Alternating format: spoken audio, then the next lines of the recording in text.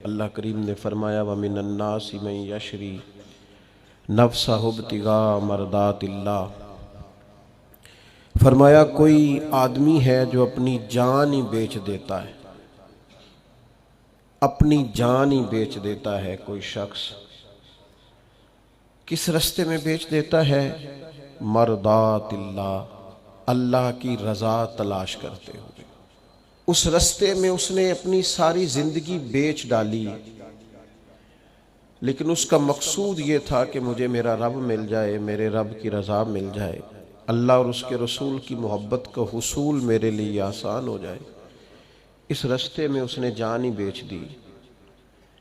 مالک نے اس آیت میں یہ نہیں فرمایا اسے کیا دوں گا، اجر کیا ملے گا، اس کا ثواب کتنا ہے، جنت کہ کس درجے میں اسے رکھا جائے گا۔ فرمایا کوئی آدمی ہیں، کچھ لوگ ہیں جو اپنی جان ہی بیچ دیتے ہیں اللہ کی رضا تلاش کرنے میں۔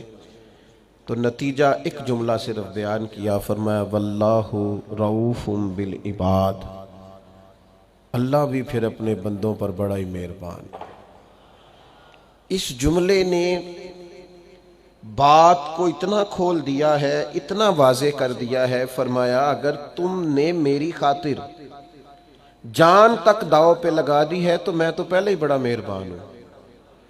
یعنی ایک شخص جو اللہ کے رستے میں اتنی جد و جہد کرے کہ جان تک بیچ دے، تو کریم فرماتا ہے کہ پھر میں اپنے بندوں پر مہربان ہوں۔ یہ آیت حضرت صہیب ابن سنان رومی رضی اللہ تعالیٰ عنہ کے متعلق نازل ہوئی تھی۔ بڑے تاجر تھے، مکہ مکرمہ سے ہجرت کر کے مدینہ طیبہ حاضر ہو رہے تھے۔ رستے میں کفار نے روک لیا، انہوں نے کہا ہم آپ کو مدینے نہیں جانے دیں گے۔ تو جناب صہیب ابن سنان کہنے لگے اب تو مدینے جا کے رہوں گا، او جنت کس کاری جتھے یار نظر نہ آوے، تو جاؤں گا، اب یہاں کیسے رہ سکتا ہوں۔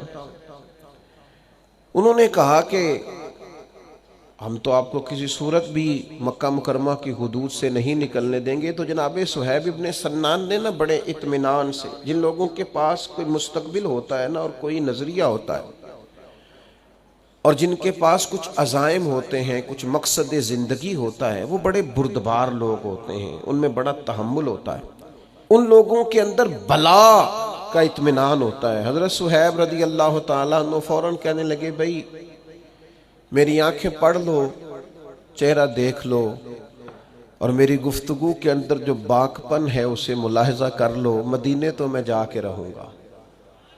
سنا تھا کہ آستانہ یار دور ہے، پر ہم نے بھی ٹھان لی ہے کہ جانا ضرور ہے، اور موقوف طور پر ہی نہیں جلوہ دید کچھ ہوش اڑ گئے جہاں پر وہیں کوہ طور ہے۔ جانا تو مجھے ہے، میں تمہیں دو باتیں بتائے دیتا ہوں، یہ تو طے ہے کہ میں جاؤں گا۔ دو باتیں بتائے دیتا ہوں، ایک تو یہ کہ اگر تم مجھے روکو گے تو میں اپنے ترکش سے تیر نکالوں گا، چلاتا رہوں گا، یا مر جاؤں گا یا مار دوں گا۔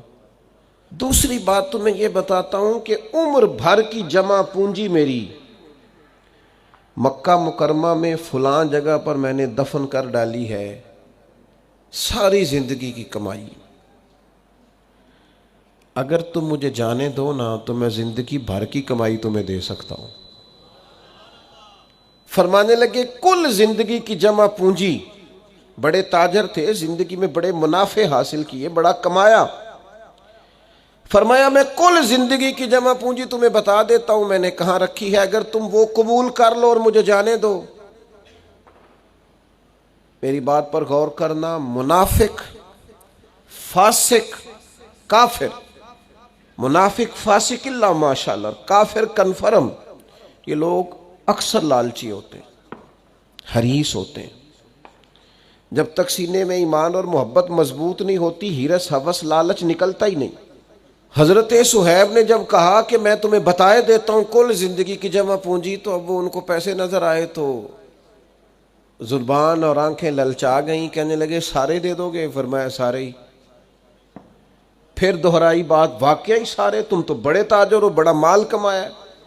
فرمایا مجھے جانے دو، سارا ہی دوں گا۔ حضرت سیدنا सुहैब इब्ने सन्नान से उन्होंने कहा फिर एड्रेस बता दें कहाँ दबाया है माल। फरमाया फलां जगह फलां कोने में मैंने गड़ा खोद के माल दबाया, वो तुम्हारा, मुझे मदीने जाने दो। कुर्बान जाएं, सारी जिंदगी की जमा पूंजी दे के ना तो हुजूर के मदीने पहुंच गए, कुल जिंदगी की जमा पूंजी दे के मदीने पहुंच गए। और जब सरवरे कायनात की बारगाह में पहुंचे ना तो बताना कुछ भी नहीं पड़ा। ख्याल आया मुसलमान नेक बद पहचान जाते हैं, मोहम्मद आदमी के दिल की बातें जान जाते हैं। हजरत सुहैब कहते हैं मैं जैसे ही करीम की बारगाह आली मर्तबत में पहुंचा, हुजूर मुस्कुरा के फरमाने लगे सुहैब जिंदगी में बड़े सौदे किए, बड़ी तिजारत तुमने की और बड़े नफे उठाए, पर जो सौदा आज करके आए हो ना ये बड़ा ही नफे वाला किया है, बड़ा, यानी कुल जिंदगी की जमा पूंजी दे के मदीने वाले का मदीना खरीदा, मदीने का सफर खरीदा। फरमाए अब जो तुमने तिजारत की है बड़ी आला है। हजरत सुहैब पहुंचे, हुजूर ने बयान किया तो अल्लाह ने यह आयत नाजिल फरमा दी। फरमाया जो बंदा भी उसके रास्ते में जान बेचेगा उसकी रजा तलाश करते हुए, जो जान बेच देगा वल्लाहु रऊफुम बिल इबाद, अल्लाह फिर अपने बंदों पर मेहरबान है।